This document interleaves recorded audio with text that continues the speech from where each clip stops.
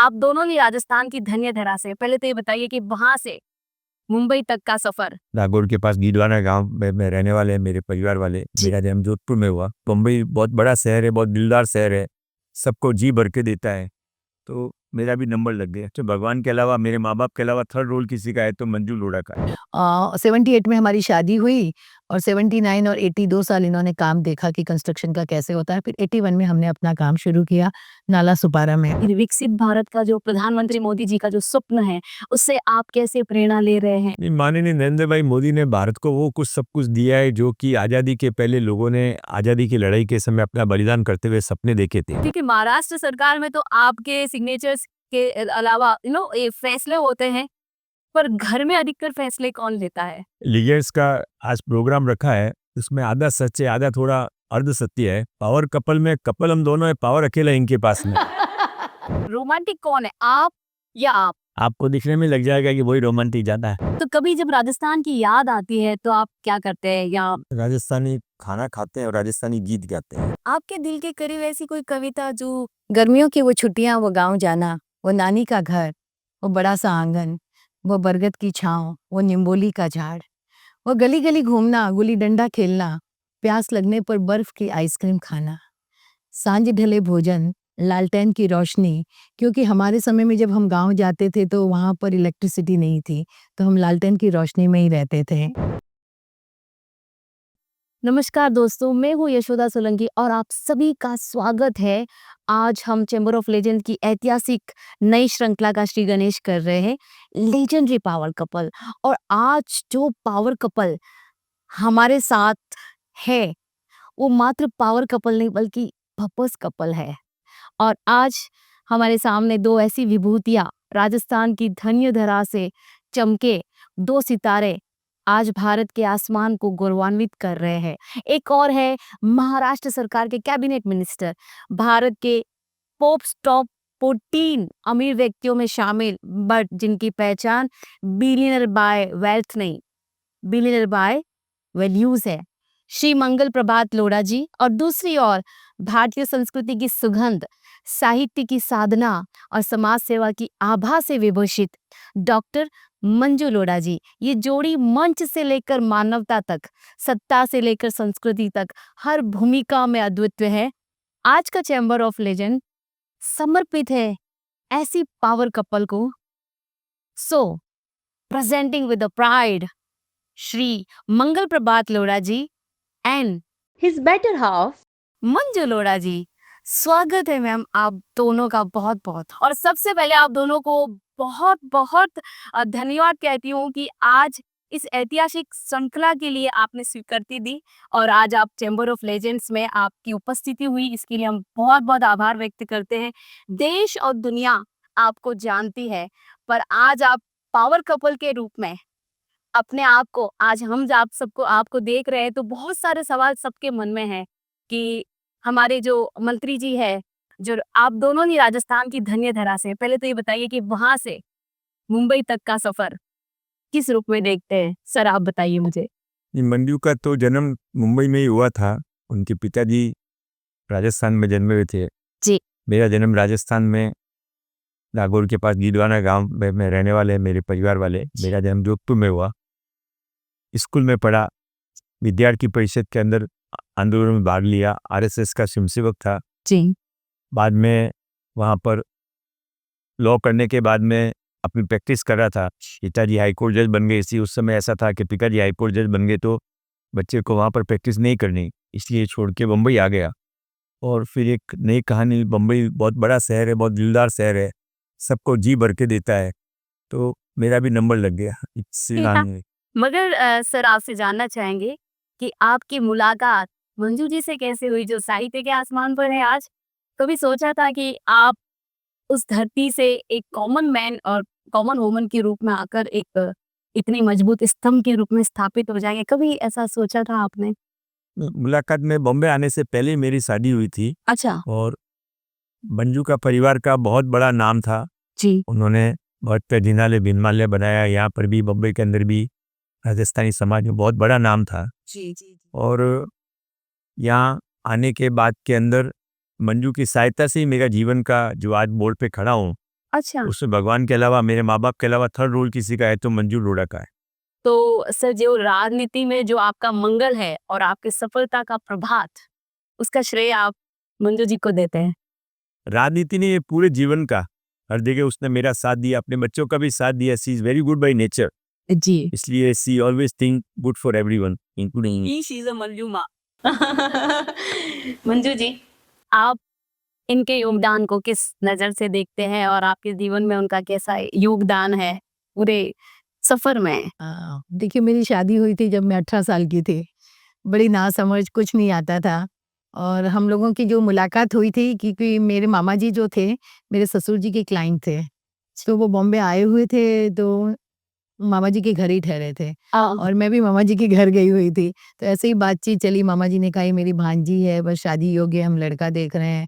बात-बात में वो कि मेरा बड़ा लड़का है और इस तरह से बात हुई और हमारी शादी की बातचीत हुई। जी, और फिर मैं शादी करके जोधपुर ही गई थी जी। और जोधपुर 3-4 महीने रही। लेकिन फिर जैसे कि इन्होंने कहा कि पा मेरे ससुर जी जज बन गए तो एक एथिक्स होता है कि भई same yes, yes, yes, yes. Court में बेटा वकालत ना करे। तो हम फिर बॉम्बे आए, तो बॉम्बे आए थे कि भई कहीं जॉब करनी है। जॉब के लिए 2-4 जगह इंटरव्यू दिए, सब कुछ किया, लेकिन लोगों ने बोला कि आप तो इतने बड़े जज के बेटे हो, आप क्या जॉब करोगे? जी, हाँ, हाँ, तो करेक्ट। जॉब ही नहीं मिली। फिर इन्होंने सोचा, मेरे पिताजी का भी कंस्ट्रक्शन का काम था। अच्छा, तो इन्होंने सोचा कि चलो 1 साल मैं सीखता हूँ क्योंकि अ, उसके बिना तो चलेगा नहीं और फिर इन्होंने 2 साल वो काम देखा कि किस तरह से ये काम करते हैं। 78 में हमारी शादी हुई और 79 और 80 2 साल इन्होंने काम देखा कि कंस्ट्रक्शन का कैसे होता है। फिर 81 में हमने अपना काम शुरू किया नाला सुपारा में।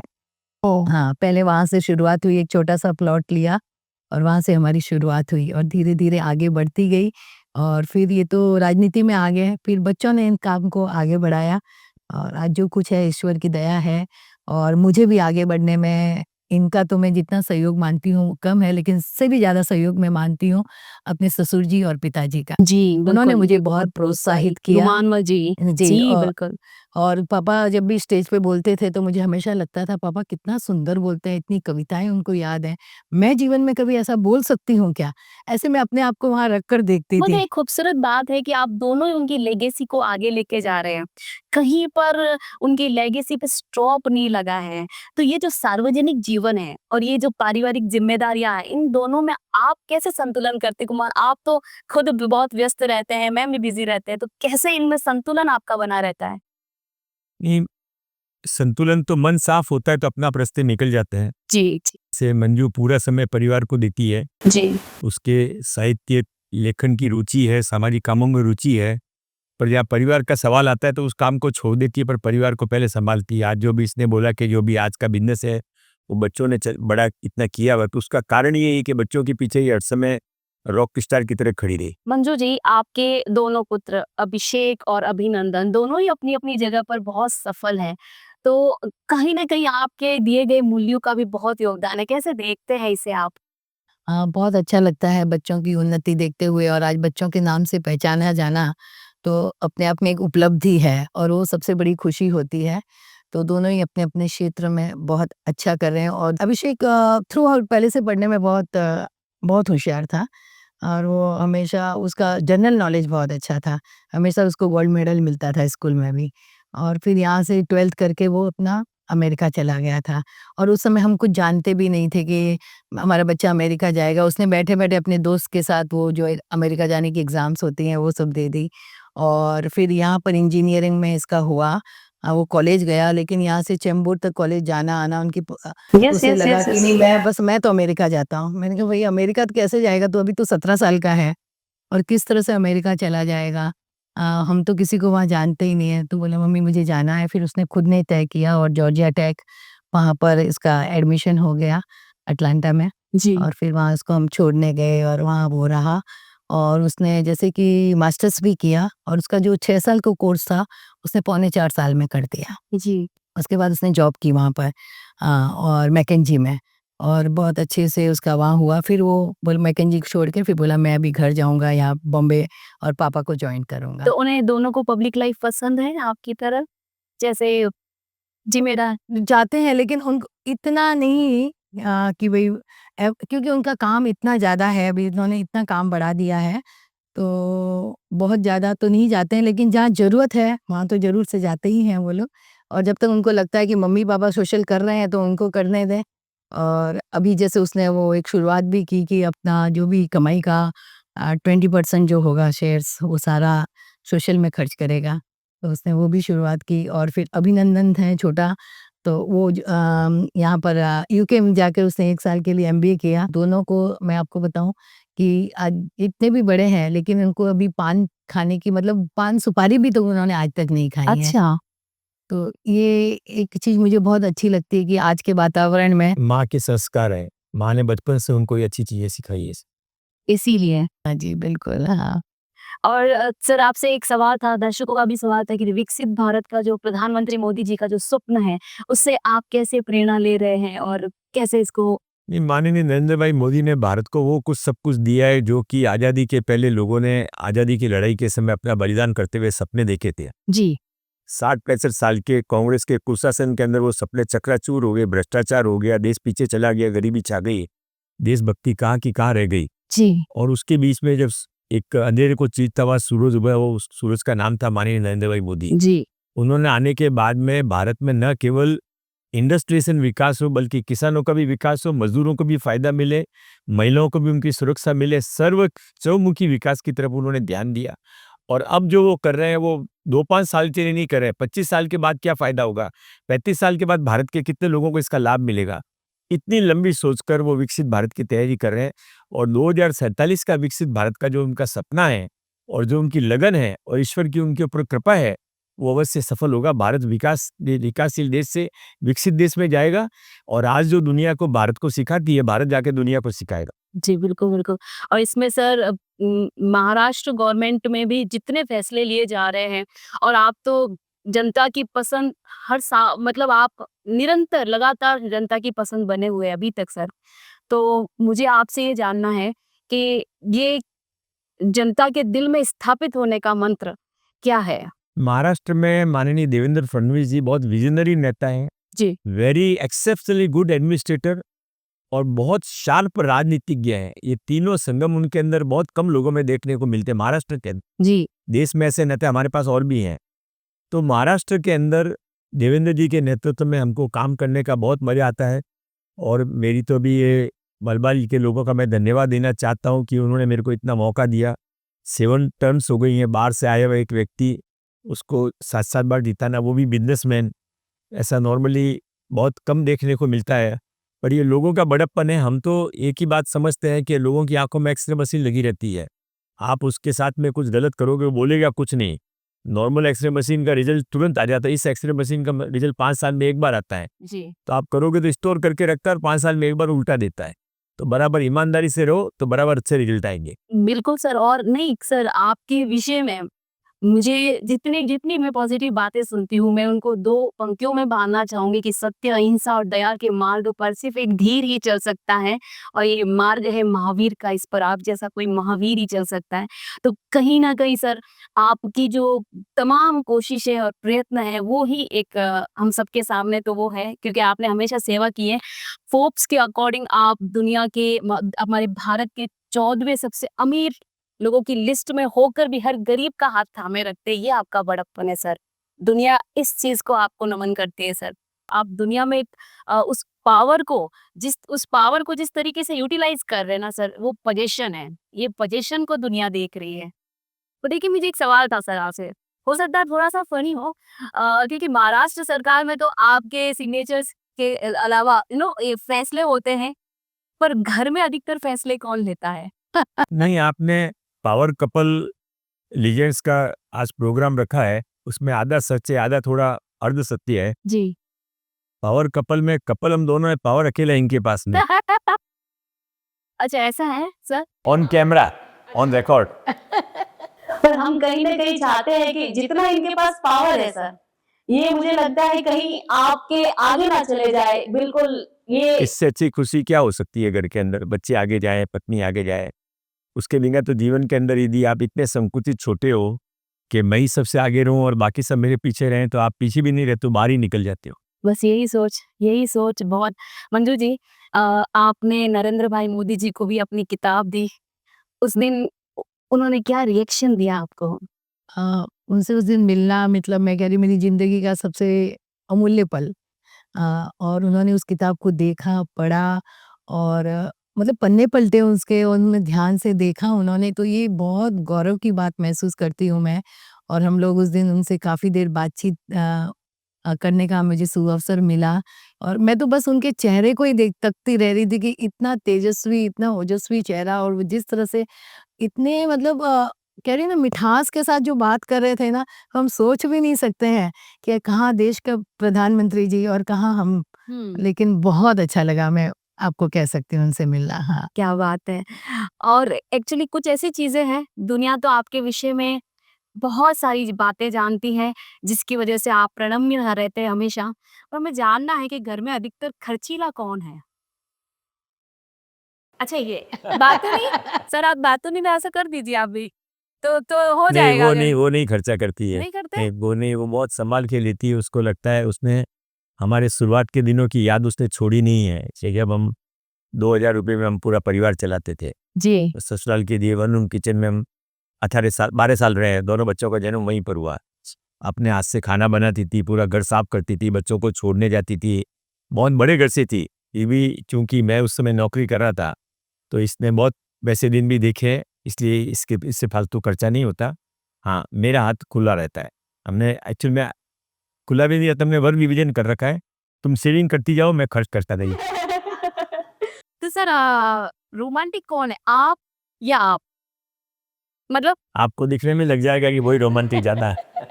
तो सर इसका तैयार होने में समय कौन लगाते हैं? जी, इनके तो 16 आपके तो 16 श्रृंगार होते हैं, इनके तो 116 है। तो कौन समय लगाता है फिर भी? मुझे ही समय लगता है कि तो 5 मिनट में रेडी होकर आ जाएँगे। इसलिए मैं मेरे को बोलते हैं समय बताओ कितने बजे मिलना है? मेरे को समय मत पूछो। मैं जब तैयार होके आ जाऊँगी तब आ जाऊँगी, आप अपने समय से चले जाइए। हमेशा शांत, गंभीर और प्रेम और मधुर भाषा में बात करने वाले मंगल जी को कभी गुस्सा भी आता है? सच मंगल जी सच बताओ, बताएं। मंगल जी बताओ। हाँ, आता है, गुस्सा आता है, गुस्सा आता है, सच ही गुस्सा भी आता है, कितनी इंसान अच्छी है। बात है देखिए। गुस्सा तो देखिए इंसान है हम लोग, सबको ही गुस्सा आता है। लेकिन लेकिन स्वीट वाला गुस्सा आता है, जहाँ होना चाहिए वहाँ आता है। वो तो कृष्ण को भी आया था। उन्होंने अर्जुन को कहा था, हे अर्जुन तुम्हें युद्ध लड़ना पड़ेगा। गुस्से से कहा, जब नहीं माने तो पूरा आधी गीता तो इसी बात पे है, गुस्से पे तुम्हें युद्ध तो लड़ना पड़ेगा। तो शायद आपको उसी बात पे आता है कि क्या गलत है, उस बात पे आता है। नहीं, ऐसा नहीं, थोड़ा नेचर में भी जो सच है वो ये है कि मैं बहुत एग्रेसिव नेचर का व्यक्ति हूँ। जी। और मेरे सिस्टम, मेरी सोच उसके आसपास से अलग कट के कुछ चीज़ें होती हैं, तो मैं असहज हो जाता हूँ। तभी तो सर महाराष्ट्र प्रोग्रेस कर रहा है आपके इस एग्रेशन की बदौलत। और आपका ये एग्रेशन तो होना जारी रखिए सर, ये एग्रेशन होगा तभी हम तो वही महाराष्ट्र में रहते हैं। और आप निरंतर जीतते जा रहे हो, तो ये एग्रेशन है कहीं ना कहीं आपका। सर एक सवाल है आपसे कि फिल्म सेंसर बोर्ड बनाम स्किल डेवलपमेंट बोर्ड, तो आप कौन ज्यादा कठिन है, कौन सा डिपार्टमेंट ज्यादा कठिन लगता है आपको? सर आप फिल्म सेंसर बोर्ड में रह चुके हैं, स्किल डेवलपमेंट में आप हैं। मुझे तो स्किल डेवलपमेंट बहुत अच्छा है। फ़िल्म सेंसर बोर्ड में ये है कि कई बार अ, हमें लगता है कि ये चीज़ कटनी चाहिए, फिर भी कट नहीं पाती क्योंकि 5 मेंबर रहते हैं, सबकी राय रहती है। कई बार पिक्चर अच्छी भी नहीं लगती है हमें, फिर भी उसे पास करनी पड़ती है। तो ये थोड़ी-सी दिक्कत तो आती है, तो है। और स्किल डेवलपमेंट तो मुझे लगता है बहुत अच्छी चीज़ है कि इसके माध्यम से लोगों का समुचित विकास हो रहा है। ये जो स्किल डेवलपमेंट है, मैं सबसे यही कहना चाहती हूँ कि हम लोग जो पढ़ाई कर रहे हैं नौकरी के लिए मत करिए। जी। आप अपनी-अपनी एक प्रतिभा को निखारें कि आप रोज़गार देने लायक बन सकें। जी। और मंगल जी ने तो जब से स्किल डेवलपमेंट में बने हैं, इन्होंने कई जगह पूरे महाराष्ट्र में 500 से अधिक तो ये कक्षाएँ खोल चुके हैं और 3000 तरह के इन लोग के कोर्स रहते हैं जो ये सिखा सकते हैं। जी। और निरंतर इनका प्रयास रहता है कि लोग आगे आएँ और अपनी-अपनी जगह पर ये और मतलब इस नई तरह की प्रतिभाओं को आगे लाने का आगे कार्य लाने करते हैं। का जी, मौका दें, बिल्कुल, बिल्कुल। और महाराष्ट्र में बहुत ज़रूरत है बहुत इसकी। ज़रूरत है। हाँ, बिल्कुल। तो ये मिनिस्ट्री इनके पास सही हाथों में है। हाँ, मुझे तो लगता है सही है नहीं, एकदम। हाँ, बिल्कुल, और हाँ, बहुत हाँ। अच्छा कार्य भी हो हाँ, रहा और ये है। निरंतर कार्य कर रहे हैं। एक भी दिन ऐसा नहीं है कि बैठे हैं। आप कब मुंबई रहते हैं, लेकिन चूँकि आप जड़ों से जुड़े हुए राजस्थान से सर, मारवाड़ की जड़ों से, तो कभी जब राजस्थान की याद आती है तो आप क्या करते हैं? या अगर मान ली राजस्थान, क्या करते हैं आप जब राजस्थान की गाँव की याद आ गई आपको? अपने स्कूल की याद आ गई आपको, अपने फ्रेंड्स की याद आ गई आपको, तब मंगल जी क्या करते हैं और मंजू जी क्या करते हैं? राजस्थानी खाना खाते हैं और राजस्थानी गीत गाते हैं। तो सर ऐसा कोई गीत जो राजस्थान का फोक गीत जो आपके मन के अधिक नजदीक रहा हो और आप उन्हें गुनगुनाते हैं और आप राजस्थान की माटी की सुगंध का आनंद लेते हैं? गालो महाराणा प्रताप हरी घासरी रोटी ने। हरी घासरी रोटी महाराणा प्रताप वाला। हाँ बिल्कुल। काफी अच्छा गाना है वो। जी बिल्कुल बिल्कुल। आ धरती धोरारी, आ धरती धोरारी, आ तो स्वर्गा ने शरमावे, ई पर देव रमण ने आवे, ई रोज नर नारी गावे, धरती धोरारी, आ धरती धोरारी। ये तो राजस्थान का कह सकते हैं कि हमारे राजस्थान का आपने राष्ट्रगान गाया है अपने राजस्थान का और ये इस गीत के बिना राजस्थान की जैसी एक पहचान अधूरी है ना? तो बिल्कुल सर एक थैंक यू क्योंकि पद्मश्री कन्हैयालाल जी सेठिया ने जी। लिखा है इस गीत को। हाँ। और आज मतलब हमारे महाराष्ट्र के मिनिस्टर मेरे ख्याल से पहली बार दुनिया देश आपको गाते हुए देखेंगे सर कि आपने इस अच्छा तो बहुत सारा धन्यवाद सर। अभी हम बहुत जल्दी आपका टाइम बिल्कुल ना लेते हुए रैपिड फायर राउंड आपसे खेलेंगे बहुत जल्दी आप आंसर दे सकते हैं, स्लो भी दे सकते हैं, हमारे साथ और बैठ सकते हैं तो हमें और अच्छा लगेगा। सो आपसे पहला सवाल, एक दूसरे के लिए सबसे प्यारा निकनेम आप पहले मुझे बताइए, एक निकनेम जो आप किन्हें पुकारते हैं? मनु, पहली बार मिली तब इसको मनु कह के पुकारा था। हाँ जी। आज भी मनु कह के मेरे मोबाइल में इसका नाम हाँ, रजिस्टर है। मन्नू। आज देखिए मंजू जी का नाम मन्नू है जो सिर्फ और सिर्फ मंगल जी पुकारते हैं। जी मैं प्रभात कहती हूँ, लोग मंगल जी कहते हैं लेकिन मैं प्रभात कहती हूँ। ये सीक्रेट ओपन। अभी आप क्या पसंदीदा डेस्टिनेशन, हम हमेशा आपको लंदन राजस्थान देखते हैं बट आप दोनों का पसंदीदा डेस्टिनेशन जहाँ आप जाते हैं सुकून से रहते हैं वो पसंदीदा डेस्टिनेशन? लंदन।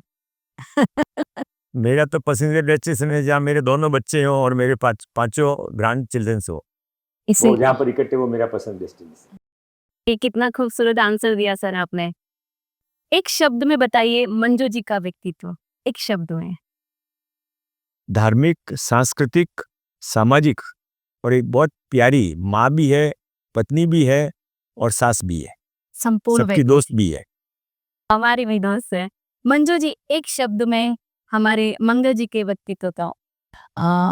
परिश्रमी, मेहनत मेहनत मेहनत। यस। यस। कौन ज्यादा सोशल है? दोनों अलग अलग, हम दोनों अपने अपने क्षेत्र में सोशल हैं। मैं थोड़ी बातों नहीं ज़्यादा हूँ, लोगों से ज़्यादा मिक्स होती हूँ, बातचीत करती हूँ और ये सब जगह जाते हैं। 99% जहाँ लोग बुलाते हैं जाते हैं, लेकिन इनको भागम भाग करनी पड़ती है, ज़्यादा समय नहीं दे पाते क्योंकि एक के बाद एक दूसरी जगह है और मैं आराम से लोगों को मिलती हूँ। कि ये बहुत ज्यादा सोशल हो, मैं बहुत कम हूँ। ये जाते ये ज़्यादा है मेरे से। हाँ। आपके जीवन की सबसे अच्छी याद अगर आप एक लाइन में बताना चाहे, आपके शादी के बाद की इनके साथ सबसे प्यारी याद जो आप कभी नहीं भूलते? जब हम लोग लंदन में जाते हैं तो वहाँ पर यदि हमको कोई लंदन की सड़कों पे घूमने को मिलता है जहाँ हमको कोई नहीं जानता है जी तो वो क्षण हमारे को बहुत अच्छे लगते हैं। मंजू जी ठीक है। और वहाँ हम लोग एक जगह चाय पीने जाते हैं और आज भी हम लोग यहाँ बॉम्बे में भी है ना, हम डिनर के लिए नहीं जाते हैं लेकिन चाय पीने जाते हैं। अच्छा मतलब आपको चाय पसंद है? हम दोनों को ही है कि बस चाय पी के आ जाते हैं, चाय एंड टोस्ट खा के आया। एक सीन जो आपकी जोड़ी पर बनी होती तो उसका नाम क्या होता? क्रिएटिव इंसान से पूछती हूँ। जी अगर एक फिल्म जो आपकी जोड़ी पे बनी होती तो उसका नाम क्या होता? तो फिर हम तुम कर देते हैं, हम नाम। हम तो सही है। पहला गिफ्ट जो आपने एक दूसरे को दिया था सर? पहला गिफ्ट तो जब मिली थी तो अंगूठी पहनाई थी मंजू को, वही पहला गिफ्ट था। नहीं, इन्होंने एक मुझे छोटी सा है ना पर्स दिया था, एकदम छोटा सा, इतना सा चांदी का था, इतना छोटा सा पर्स है, वो आज भी पड़ा है मेरे पास। मुझे पता है पहला गिफ्ट बड़ा ही रहता है हमारे पास, कभी नहीं कोई ऐसा टैलेंट मंगल जी का जो हम सब नहीं जानते, मतलब हमारे दर्शक भी नहीं जानते, सिर्फ मंगल जी जानते हैं। मंजू को पिछले 20 साल में किचन में जाने का उसका कभी मन नहीं हुआ। जब महाराज नहीं होता है तो मेरा बेस्ट टैलेंट सामने आता है। अच्छा मतलब आप अच्छे कुक हो। मंजू जी आप भी इनके पोल खोलिए, इनका सबसे अच्छा टैलेंट कौन सा है? क्योंकि ये इतने बड़े मिनिस्टर हैं, इतने सालों से महाराष्ट्र चला रहे हैं, इनका सबसे अच्छा टैलेंट बताइए। गीत बहुत गाते हैं देशभक्ति की और सारे गाने इनको पिक्चरों के पूरे याद हैं। लिरिक्स के साथ? हाँ, लिरिक्स के साथ। और इनकी सबसे बेस्ट फ़िल्म एक तो लम्हे, इन्होंने कम से कम 200 बार देखी होगी। हाँ, और दूसरी एक वो इंग्लिश मूवी जो देखते हैं आप, godfather. Godfather. Is that? Yes, picture का भी बहुत शौक है, लेकिन बाहर थिएटर में जाके नहीं देखते हैं, घर पे देखते हैं पिक्चर। जी। अगर मंत्री ना होते तो सर आप क्या होते? मंत्री नहीं होता तो मैं अच्छा व्यवसायी बनता, पर मैं राष्ट्रीय स्वयंसेवक संघ का स्वयंसेवक रहकर मेरे को देश की संस्कृति के लिए, हिंदुत्व के लिए, राष्ट्र के काम करने का जज्बा मेरे जब मैं 9 साल की उम्र में स्वयंसेवक बना था तब भी है और आज भी और आगे भी रहेगा। जी। पंडित दीनदयाल उपाध्याय के जो विचार हैं, उनकी जो विचारधारा है, उनसे आप प्रभावित हैं? हाँ, प्रभावित है। दीनदयाल जी के उपाध्याय के विचार आज बहुत सार्थक हैं। जी। ये हमारी केंद्र में मोदी जी की सरकार है और महाराष्ट्र में देवेंद्र जी की सरकार है, वो लोगों को नहीं समझ में आता है, पर वो दीनदयाल उपाध्याय जी के एकात्म मानव दर्शन पर ही चल रही है। अंतिम व्यक्ति का विकास, चाहे वो जनधन योजना हो, चाहे किसान योजना हो, चाहे उज्ज्वला योजना हो, सबके मूल में दीनदयाल जी का जब तक अंतिम व्यक्ति तक सरकार की योजनाओं को लाभ नहीं पहुंचता, तब तक जनतंत्र असफल है। बिल्कुल। यही उनका सोच था, वही सोच को ये लोग करने की कोशिश कर रहे हैं। आपने भी तो उन पे एक पुस्तक लिखी है दीनदयाल हाँ जी जी, पे? हाँ जी, ये मैंने पुस्तक लिखी है। हाँ, हाँ। बिल्कुल, मैंने उनकी मृत्यु जो असामयिक मृत्यु हुई थी, उन पर मैंने रिसर्च करके उनकी मृत्यु पर वो लिखा था। और फिर पता चला कि नहीं, वो एक हत्या थी, वो एक योजनाबद्ध हत्या थी। उनको उनको कोई हादसा नहीं था ये, कि ट्रेन में 2 चोर आए और मार दिया, ऐसा नहीं वो था। कालीकट अधिवेशन में, उसके तुरंत पहले वो कालीकट अधिवेशन उन्होंने अखिल भारतीय अध्यक्ष पर स्वीकार हाँ, किया था। बिल्कुल। और उनकी जो सोच थी, पहली सम्मिलित सरकार उन्होंने बनाई थी कांग्रेस के खिलाफ में। जी, और जब देश समाजवाद, पूंजीवाद, साम्यवाद के बीच में झगड़ रहा था तो उन्होंने एकात्म मानववाद खड़ा किया। जी, तो उनकी सोच अनबिलीवेबली मजबूत सोच थी, बिल्कुल। और वो यदि रह जाते हैं तो उस समय हमको नरेंद्र मोदी जी मिल रहे होते हैं। हाँ, बिल्कुल, बिल्कुल। और उन्होंने तो गुरुजी से भी कहा था कि मुझे तो संघ में रह के ही सेवा करने दीजिए, मुझे अभी उनके बारे में हमने जैसे ब्रिज कैंडी पर है, तो हमने पूरा उनका जीवन चर्या वो सब लगाए हैं, पिक्चर्स लगाए हैं, पूरा उसको रिनोवेशन किया लोढ़ा फाउंडेशन के माध्यम से। जी। और वहाँ पर हमने सब कोई भी लोग वहाँ जाके देख सकते हैं, उनकी जीवनी पूरी लगाई हुई है पिक्चर के साथ। इसे यस। मेरे हिसाब से आज भी पूरी बीजेपी, उस समय भारतीय जनसंघ था, आज पूरी बीजेपी उन्हीं की विचारधाराओं पर चल रही है सर, जहाँ तक मैं कह रही हूँ सच है। जी, उन्हीं की विचारधारा से। तो सोचिए उस व्यक्ति की विचारधारा, इसलिए सर मुझे आपसे पूछना था क्योंकि आप आरएसएस से भी हैं और आपने काफ़ी कार्य किया है, उनके सिद्धांतों पे चलते हुए कार्य किया है और वो जो भी उनके सिद्धांतों पे चल रहे हैं, चाहे मोदी जी आपने नाम लिया, देवेंद्र फडणवीस है, आज वो कहीं न कहीं दीनदयाल उपाध्याय की छवि के रूप में अभी काफ़ी रुया विश्व गुरु कॉलेज हो रहा है। में 3 दिन का सेमिनार लगाया था, उन्हीं के विचारों पर सारा था, 3 दिन का। हाँ। पंडित दीनदयाल हाँ, जी, उपाध्याय, जी, जी बिल्कुल, बिल्कुल। हाँ। एक दूसरे की सबसे पसंदीदा आदत बता दीजिए सर। इनका ये सुबह जल्दी उठ जाते हैं और अपने काम को जितना महत्व देते हैं और रोज़ सुबह जैसे कि 9 बजे नीचे उतरना ही है और लोगों से मिलना है और लोगों की समस्याओं का समाधान करना है। जी, ये मुझे बहुत अच्छा लगता है कि जनता से जुड़े हुए हैं। बिल्कुल। सर आपको इनकी कोई अच्छी हैबिट जो बहुत अच्छी लगती है? मंजू मंदिर में पूरा 3 घंटा लगाती है और सबके लिए अच्छा सोचती है, स्वयं के लिए नहीं, अपने परिवार के लिए, मित्रों के लिए, देश के लिए। ये इसका कहीं भी रहेगी, यहाँ रहेगी, लंदन में, पेरिस रहेगी, 3 घंटा मंदिर इसका फिक्स है। ये इसकी सबसे अच्छी आदत। कोई ऐसी बुरी आदत भी तो होगी जो आपको इरिटेट करती होगी? ये बुरी आदत नहीं, अभी तो आदत पड़ गई है, जब नहीं माना जाता है चाय बना के दे देता हूँ मैं। तो बस ये इरिटेट आपको इनकी कोई ऐसी आदत होगी कि अरे मंगल जी ऐसे क्यों? ऐसा कभी हुआ? हाँ, मुझे एक बहुत शुरू से ख्वाब था कि मंगल जी गाड़ी चलाएँ, हम लॉन्ग लॉन्ग ड्राइव पर जाएँ, गीत गाते रहें, साथ में गुनगुनाते रहें। हाँ, समय तो की कमी। तो समय की कमी है। देखिए, इसको आदत नहीं, ये देश जब ये सारी चीज़ें सुन रहा है ना मैम, तो कहीं न कहीं वो शिक्षा ले रहा है कि जब देश चलाना होता है ना, तो काफ़ी चीज़ें पीछे छूट जाती है। त्याग तो करना ही त्याग पड़ता है, के उसके बिना बिना संभव ही नहीं है। संभव और ही नहीं। मुझे लगता है सबसे ज़्यादा त्याग जो है अगर एक पत्नी ही कर सकती है। बाकी सबको तो समय देना ही पड़ता है, लेकिन एक पत्नी को समझना पड़ेगा। सर एक एक अंतिम सवाल आपसे पूछना है। अगर हम एक मंत्र आपसे माँगे दुनिया के लिए कि आज आप जिस जगह पर हैं, आज आप पावर कपल के रूप में हैं, तो उसका एक गुरु मंत्र दीजिए ताकि लोग उस पद चिन्हों पे चलने की कोशिश करें। नहीं, मैंने जो जीवन में किया है, गुरु मंत्र है कि नहीं, पर मैंने जो जीवन में किया, एक दिमाग से काम करो, पर दिल और दिमाग अलग-अलग जवाब दे तो दिल की सुनो। जी, दूसरा ये है कि मेहनत से कोई शॉर्टकट नहीं होता, जी, मेहनत के सिवाय कोई आगे बढ़ नहीं सकता। जी। और तीसरा मंत्र ये है कि खुद मार खा के सीखो, इसकी बजाय जो बहुत सक्सेसफुल लोग हैं उनकी अच्छी बातें सीख लो, और जो डूब गए वो क्यों डूब गए ये समझ लो, तो दोनों के बीच का बैलेंस अपने आप आपको समझ में आ जाएगा। बहुत-बहुत धन्यवाद sir. Thank you so much. Manju ji, आपकी बहुत सारी कविताएँ हैं जो हम सुनते हैं। आपके दिल के करीब ऐसी कोई कविता जो आज आप हमसे शेयर करेंगे? बिल्कुल, ऐसे तो हर कविता मुझे बहुत पसंद है, क्योंकि मुझे लगता है कि माँ को अपने सारे बच्चे पसंद होते हैं। अच्छा। कविताएँ भी वैसी ही है। लेकिन एक बचपन की कविता, जैसे कि अभी आपने राजस्थान के बारे में कहा था, तो राजस्थान जैसे मेरे अंदर बसा हुआ है, तो कि वो माँ-बाप की आँखों के हम तारे, वो भाई-बहन का निश्चल प्यार, वो रूठना, वो मनाना, वो छोटे-छोटे घरौंदे बनाना, वो नन्हों पर घौं जमाना, वो एक ही थाली में मिल बाँट कर खाना, न तेरा न मेरा सब कुछ अपना। गर्मियों की वो छुट्टियाँ, वो गाँव जाना, वो नानी का घर, वो बड़ा-सा आँगन, वो बरगद की छाँव, वो निम्बोली का झाड़, वो गली-गली घूमना, गुल्ली-डंडा खेलना, प्यास लगने पर बर्फ की आइसक्रीम खाना। सांझ ढले भोजन, लालटेन की रोशनी, क्योंकि हमारे समय में जब हम गाँव जाते थे तो वहाँ पर इलेक्ट्रिसिटी नहीं थी, तो हम लालटेन की रोशनी में ही रहते थे। सांझ ढले भोजन, लालटेन की रोशनी, मंदिरों की घंटियाँ, इकट्ठे होना, हँसना, हँसाना, हुल्लड़ मचाना, डाँट खाना, आँखों में आँसू लाना और फिर शोर मचाना। वो पानी से ठंडा होता हुआ आंगन, वो कतार से लगते हुए बिस्तर, वो नानी को घेरना, वो राजा रानी की कहानियां सुनना, वो परियों से मिलना, आहा कितना अपना आत्मिक सुख था। गर्मियों की वे लंबी रातें कितनी छोटी लगती थी, पर अब न नानी है, न राजा रानी की कहानी है, आंगन तो वही है, पर न वो शोर है न वो हुल्लड़ है।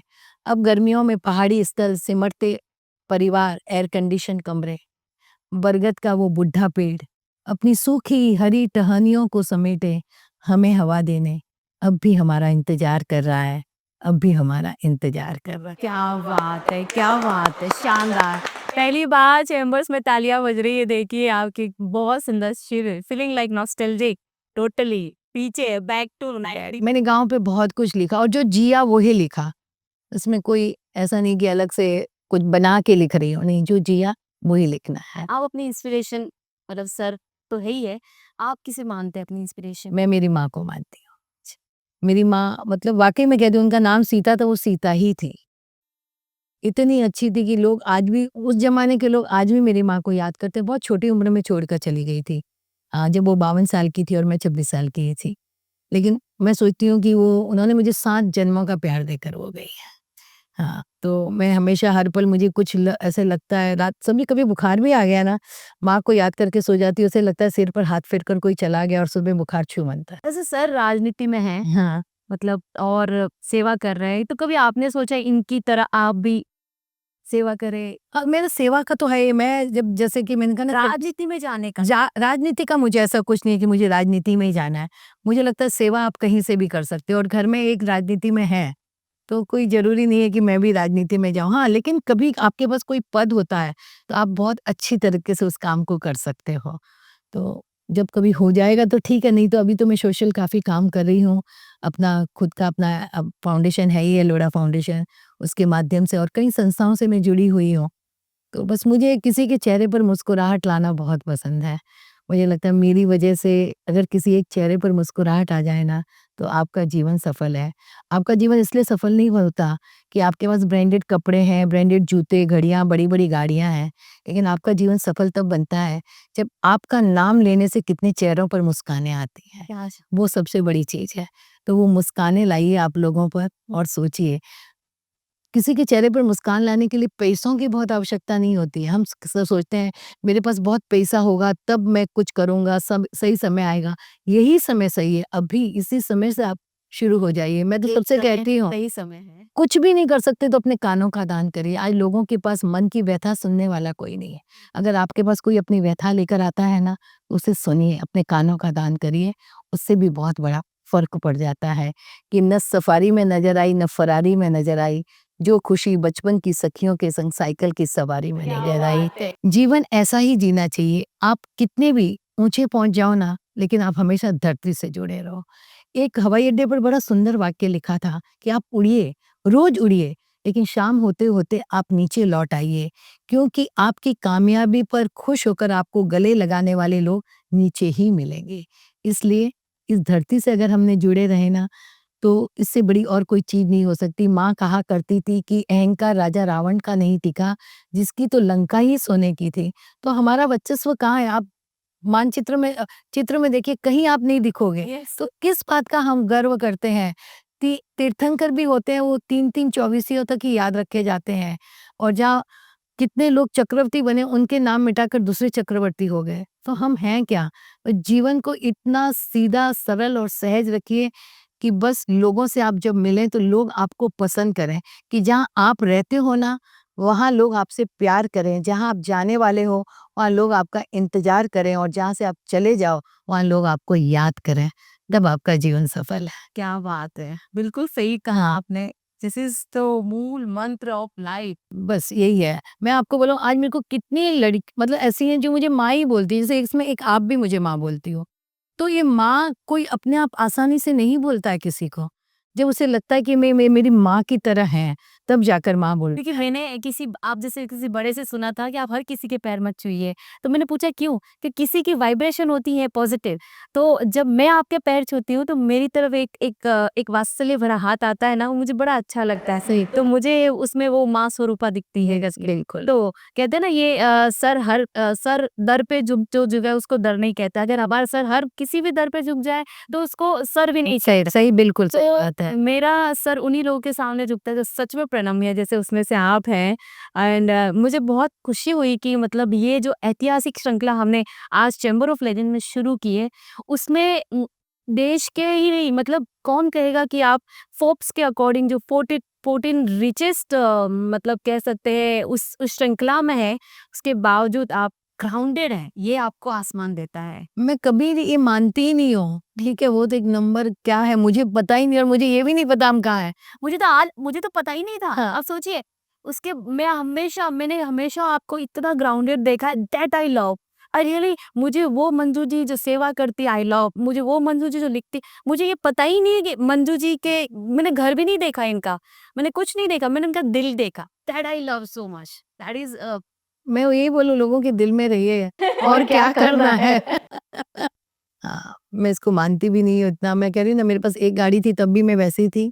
आज कितनी और गाड़ियाँ हों तब भी मैं वैसी ही रहूँ। वही। शायद इसीलिए आपको ये जो पॉजिटिव अप्रोच है, आपकी पॉजिटिव सोच है, और जो आप लोगों से घिरे रहते हैं, इसकी वजह है आपका जमीन से जुड़ा रहना, जो आपको एक आसमान देता है। ये हमारे लिए नहीं, हमारे दर्शकों के लिए भी सीखने लायक बात है कि जब हम किसी की शख्सियत को उस नज़र से देखते हैं और उस धरातल से देखते हैं, तो वो ज़रूर आसमान को छूता है। बिल्कुल। मैं अपने आप की सबसे बड़ी यूएसपी मानती हूँ। मुझे यशोदा जी, ना किसी से ईर्ष्या होती है, ना जलन होती है, और मैं किसी के लिए कभी बुरा नहीं सोचती हूँ। मैं सोचती हूँ मेरा दुश्मन हो उसका भी कल्याण हो। बिल्कुल। बस मेरे मन में। आपकी और सर की सोच एक जैसी है, जैसे उन्होंने कहा कि कोई मुझसे आगे जाए तो मुझे खुशी होगी। हाँ, बिल्कुल। ये हाँ, हाँ, सब अपनी-अपनी तकदीर लेकर आते हैं। किसी और की लकीर छोटी करने से बेहतर है अपनी लकीर बड़ा करें हम। हाँ, क्या ज़रूरत है किसी की और के कुछ खराब आपका करने की। कॉम्पिटिशन आपसे ही है। हाँ, बस मुझे, हाँ, अपने आप से रखिए कि अपने को, खुद को बेहतर बनाइए। खूब से बढ़िया और बढ़िया से बेहतर बनाइए। दरिया अगर मिल जाए तो समंदर बनाइए। क्या बात है! सो आप दोनों का बहुत-बहुत हृदय से धन्यवाद इस ऐतिहासिक कड़ी के पहले लेजेंडरी पावर कपल बनने के लिए। आपकी सेवा, समर्पण और साधना ने इस मंच को और भी गौरवशाली बना दिया है। चैम्बर ऑफ लेजेंड आज सचमुच में एक स्वर्णिम अध्याय में प्रवेश कर गया है, और ये ऐतिहासिक इसलिए है कि आपने जो लेगेसी काम किए हैं, वो हम दुनिया तक इस शो के ज़रिए पहुँचाने का कार्य करेंगे। So thank you so much. और दर्शकों, बने रहिएगा हमारे साथ। चैम्बर ऑफ लेजेंड्स के इस पहली श्रृंखला को आप ज़रूर देखिएगा और हमें आपके कमेंट्स में बताइएगा कि ये एपिसोड आपको कैसा लगा। आपके suggestions all are welcome, and thank you so much for being with us.